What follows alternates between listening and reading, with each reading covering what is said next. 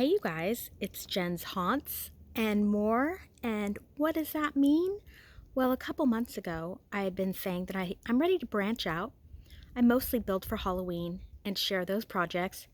But when that season's over, I just continue to build, but I haven't been sharing my projects as I go.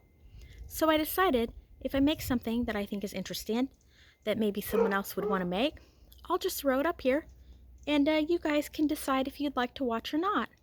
So I made the give thanks sign, and it really only took a day or two. It was a quick deal. I bought the wood at Home Depot and just put it together with that horizontal piece. The wood itself only cost about $15-20, and I just attached that to my porch with screw eyes and zip ties.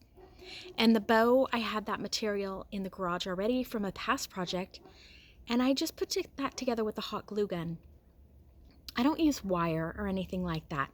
The glue gun just always seems to get me where I want to go straight away.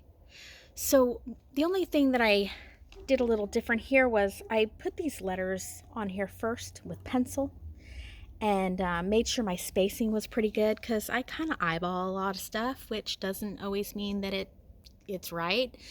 But this turned out pretty good. I was happy. And so I went over it with black Sharpie. Then I did decide to hand paint it. I was going to spray paint it, but I was worried that I was going to get too much overspray. So I went ahead and did it by hand. And then that way, if I messed it up a bit, I could just go back over it with the Sharpie and have it look nice and clean. So this whole project, I did have to buy a stencil. So I'm going to say with the stencil, the wood, everything, maybe it was $40 to make this. The other side is bare. I'll probably flip that over, maybe do one for Christmas. People make these for everything. Fall, trick or treat, 4th of July. So it was an easy deal. And going forward, considering how much stuff I have in the garage, I could probably just make another one on the back or just buy the wood, which would be $20. So I've seen these for sale, $45 to $85. The most expensive I've seen is Grandin Road. That was $130, but they tend to be kind of pricey. So the only other thing that I did purchase was these little urns. They were 40% off, and then I embellished them with, my homemade garland with leaves and little pumpkins and some fall flowers. I did one more little display that I had on the porch, and I'll show you that real quick, and then I'll just show you the materials I made. Or excuse me, I used.